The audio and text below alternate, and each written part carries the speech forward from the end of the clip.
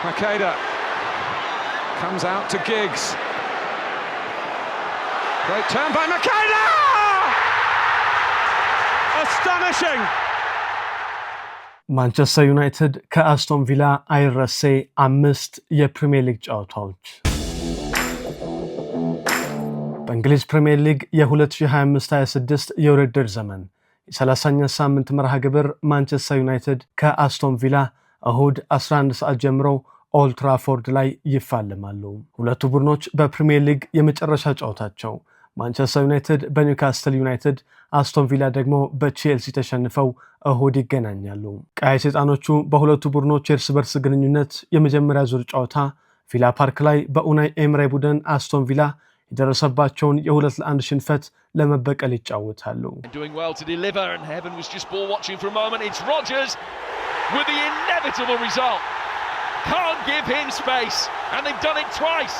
ማንቸስተር ዩናይትድ ከአስቶን ቪላ እሁድ የሚያደርጉትን ተጠባቂ ጨዋታ ተመርኩዘን ሁለቱ ክለቦች በፕሪሚየር ሊጉ ከዚህ ቀደም ያደረጓቸውን የተመረጡ አይረሴ 5 ጨዋታዎች ልናስታውሳችሁ ወደናል።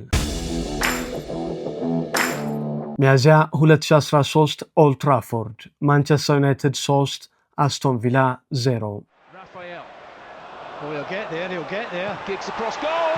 Perfect chance and perfect start. Robin van Persie sends United on the way to the title in just the second minute. United won, Villa 0. ከ2004 እስከ 2012 በመድፈኞቹ ቤት ለ8 ዓመታት ቆይታ ያደረገው ሮቢን ቫን ፐርሲ ትልልቅ ዋንጫዎችን የማሸነፍ ህልሙን እውን ለማድረግ ከ2012-13 የውድድር ዘመን መጀመር በፊት ከአርሰናል ወደ ማንቸስተር ዩናይትድ ያልተጠበቀ ዝውውር ያደረገበት ጊዜ ነበር። በፕሪሚየር ሊጉ 34ኛ ሳምንት መርሃ ግብር ሁለተኛ ደረጃ ላይ የነበረው ማንቸስተር ሲቲ በቶተንሃም 3-1 መሸነፉን ተከትሎ ኦልድ ትራፎርድ ላይ ማንቸስተር ዩናይትድ አስቶን ቪላን ካሸነፈ 4 ጨዋታ እየቀረው የፕሪሚየር ሊጉ ሻምፒዮን መሆኑን የሚያረጋግጥበት ወሳኝ ጨዋታ ነበር። ማንቸስተር ዩናይትድ 20ኛውን አሰልጣኝ ሰር አሌክስ ፈርጉሰን ደግሞ በመጨረሻ የውድድር ዘመናቸው 13ኛ የፕሪሚየር ሊግ ዋንጫ ማሸነፋቸውን የሚያረጋግጡበት ጨዋታ። በአሰልጣኝ ፖል ላምበርት የሚመራው አስቶን ቪላ የመውረድ ስጋት የነበረበት ቢሆንም ጨዋታው ገና እንደተጀመረ 2 ደቂቃ ሳይሞላ በ83ኛው ሰከንድ ሮቢን ቫን ፐርሲ የማንቸስተር ዩናይትድን ጎል አስቆጠረ። በ24 ሚሊዮን ፓውንድ ከሰሜን ለንደን ኦልድ ትራፎርድ የደረሰው ኔዘርላንዳዊ በፕሪሚየር ሊጉ ታሪክ ከምንጊዜ ምርጥ ጎሎች መካከል አንዱን በ13ኛ ደቂቃ ከዌይን ሩኒ የተሻገረለትን ኳስ በአስደናቂ ቮሊ ወደ ጎልነት ቀየረ። Percy sets off and Rooney finds him. Oh, brilliant! That is sensational, and it sums up what Robin van Persie and Manchester United have been about this season. ሮቢን ቫን ፐርሲ በ33ኛው ደቂቃም ለራሱና ለቡድኑ 3ኛውን ጎል አስቆጠረ።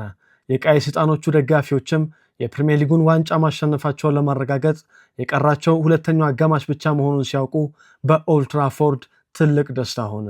20 ቁጥር ለባሹ ሮቢን ቫን ፐርሲ የፕሪሚየር ሊጉን ዋንጫ በማሸነፍ የራሱን ህልም እውን አደረገ። የሰር አሌክስ ፈርጉሰን የማንቸስተር ዩናይትድ ስንብትም በ13ኛ የፕሪሚየር ሊግ ዋንጫ ተደመደመ። Giggs going through the middle. Van Persie's up with him. Ryan Giggs, Van Persie, Robin Van Persie, round the keeper, Van Persie! Hat-trick! United 3, Villa 0, champions elect. ሚያዝያ 2009 ኦልድ ትራፎርድ ማንቸስተር ዩናይትድ 3 አስቶን ቪላ 2። በ2008-9 የውድድር ዘመን ማንቸስተር ዩናይትድ እና ሊቨርፑል ለፕሪሚየር ሊግ ዋንጫ አሸናፊነት ከፍተኛ ትንቅንቅ ያደረጉበት ዓመት ነበር። በፕሪሚየር ሊጉ የ31ኛ ሳምንት መርሃ ግብር አስቀድሞ በተካሄደ ጨዋታ የራፋ ቤኒቴዞ ሊቨርፑል በዮሲ ቤናዮን ጎል ፉልሃምን 1-0 አሸንፈው የሊጉ መሪ ማንቸስተር ዩናይትድ ላይ ጫና መፍጠር ጀመረ።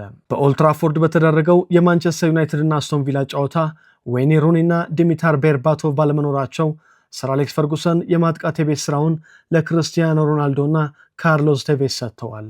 ሉዊስ ናኒ እና ሪያን ጊግስም በምርጥ 11 ስብስብ ውስጥ ተካተዋል። በጨዋታው ክርስቲያኖ ሮናልዶ በ14ኛው ደቂቃ የመጀመሪያውን ጎል አስቆጥሮ ዩናይትድን መሪ አደረገ።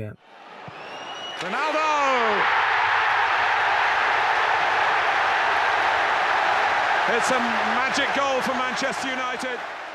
የቀኝ መስመር ተመላላሹ ጋሪ ኔቭልን የመሃል ተከላካይ አድርጎ የገባው ዩናይትድ 30ኛው ደቂቃ ላይ ግዙፉን ጆን ካሪውን መቋቋም ባለመቻላቸው ጨዋታው አቻ ሆነ። በሁለተኛው አጋማሽ 58ኛው ደቂቃ ላይም አስቶን ቪላ በጋብሪኤል አግቦላሆር አማካይነት መሪ የሆነበትን ሁለተኛ ጎል ማስቆጠር ቻለ። ሰር አሌክስ ፈርጉሰን ጎሉ ከተቆጠረባቸው ከ3 ደቂቃዎች በኋላ ሉዊስ ናኒን አስወጥተው ከዚህ በፊት ለዋናው ቡድን ተሰልፎ የማያውቀውን የ17 ዓመት ታዳጊ ፌዴሪኮ ማኬዳን ወደ ሜዳ ያስገቡት። ጨዋታው ሊጠናቀቅ 10 ደቂቃዎች ሲቀሩትም ክርስቲያኖ ሮናልዶ ማንቸስተር ዩናይትድን አቻ አደረገ።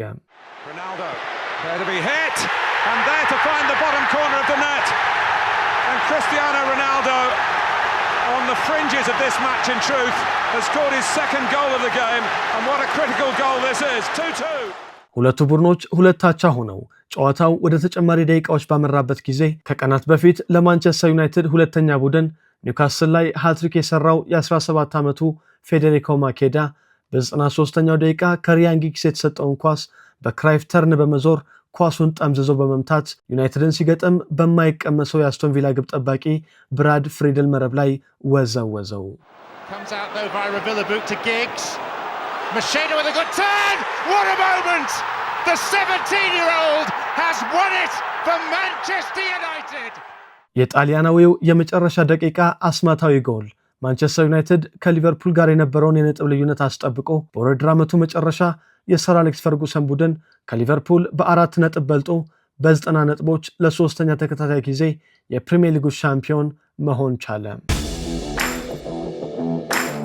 መጋቢት 1993 ቪላ ፓርክ አስቶን ቪላ 1 ማንቸስተር ዩናይትድ 0። በአዲስ መልክ በተዋቀረው የእንግሊዝ ፕሪሚየር ሊግ የመጀመሪያ የውድድር ዘመን አስቶን ቪላ እና ማንቸስተር ዩናይትድ የዋንጫ ተፎካካሪ ነበሩ።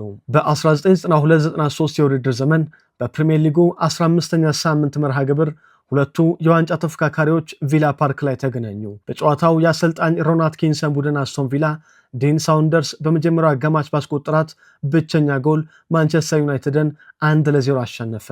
ቪላም የፕሪሚየር ሊጉን መሪነት ከማንቸስተር ዩናይትድ ተረከበ። ለ26 ዓመታት የሊግ ዋንጫ ረሃብ ላይ የነበረው ማንቸስተር ዩናይትድ ከአስቶን ቪላው የ1-0 ሽንፈት በኋላ ባደረጋቸው ሁሉም ጨዋታዎች አስደናቂ ያለመሸነፍ ጉዞን በማድረግ አስቶን ቪላን በ10 ነጥቦች በልጦ ታሪካዊውን የእንግሊዝ ፕሪሚየር ሊግ ዋንጫ አሸነፈ። አስቶን ቪላ በ74 ነጥቦች ሁለተኛ ደረጃን ይዞ ጨረሰ።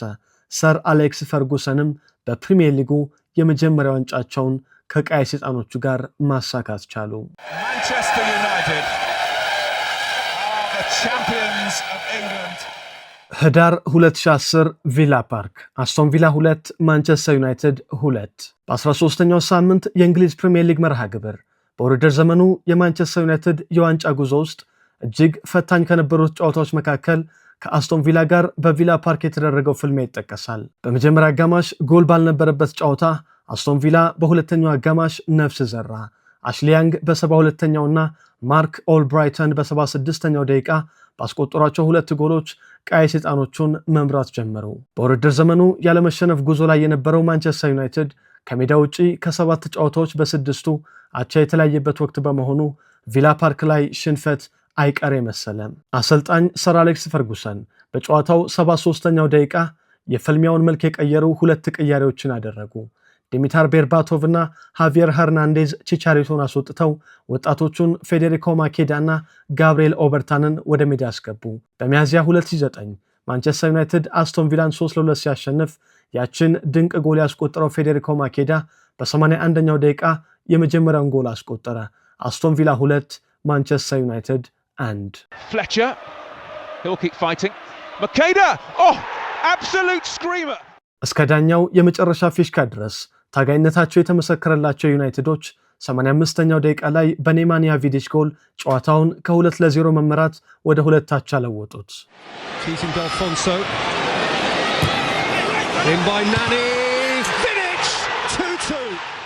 ይህ ድል በወቅቱ የማንቸስተር ዩናይትድ የዋንጫ ግስጋሴ ውስጥ የተጫዋቾቹን ያልሸነፍ ባይነት ተጋድሎ ያሳየ፣ በራስ መተማመናቸውንም ከፍ ያደረገ ውጤት ነበር። በመጨረሻም ማንቸስተር ዩናይትድ በ2010-11 የውድድር ዘመን ቼልሲን በ9 ነጥቦች በመብለጥ ለ19ኛ ጊዜ የፕሪሚየር ሊጉን ዋንጫ ያሸነፈበት ዓመት ሆኖ ተጠናቀቀ። ግንቦት 2025 ማንቸስተር ዩናይትድ 2 አስቶን ቪላ 0። በ2024-25 የውድድር ዘመን የፕሪሚየር ሊጉ 38ኛ ሳምንት መርሃ ግብር ማንቸስተር ዩናይትድን ከአስቶን ቪላ አገናኝቷል። የዚህ ጨዋታ ውጤት የአስቶን ቪላን የአውሮፓ ቻምፒየንስ ሊግ ተሳትፎ ህልም ያመከነ ነበር። የአሰልጣኝ ኡናይ ኤምሬ ቡድን በ2025-26 የውድድር ዘመን በአውሮፓ ቻምፒየንስ ሊግ ለመሳተፍ ኦልድ ትራፎርድ ላይ ማሸነፍ በቂያቸው ነበር። ነገር ግን በአስቶን ቪላው ግብ ጠባቂ ኤሚ ማርቲኔዝ ቀይ ካርድ የታገዙት ቀይ ሰይጣኖቹ የሚድላንዱን ክለብ ህልም አከሸፉት። የአማድ ዲያሎና ክርስቲያን ኤሪክሰን ጎሎች ከቪላ ጋር እኩል ነጥብ የነበረውን ኒውካስል ዩናይትድን ወደ ቻምፒየንስ ሊግ ሲያሻግሩ፣ በማንቸስተር ዩናይትድ የተሸነፈው አስቶን ቪላ ደግሞ ወደ ዩሮፓ ሊግ ዝቅ አለ። Bruno Fernandes, that's on a bad ball. And that's coming on to it and scored! Well, that's such a kick in the teeth for Aston Villa. The Morgan Rogers goal wiped off at one end, and almost immediately Ahmad scores for Manchester United at the other. እነዚህን አይረሴ ታሪካዊ የእርስ በርስ ፍልሚያ ያደረጉት ሁለቱ ክለቦች ዘንድሮም በፕሪሚየር ሊጉ የ29 ሳምንታት ጉዞ እኩል 51 ነጥቦችን በመሰብሰብ በግብ ክፍያ ተበላልጠው ሶስተኛና አራተኛ ደረጃ ላይ የሚገኙት ማንቸስተር ዩናይትድ እና አስቶን ቪላ የአውሮፓ ቻምፒየንስ ሊግ ቦታን ለማግኘት በሚደረግ ትንቅንቅ የ6 ነጥብ ዋጋ ያለው ወሳኝ ጨዋታቸውን እሁድ 11 ሰዓት ላይ ያከናውናሉ።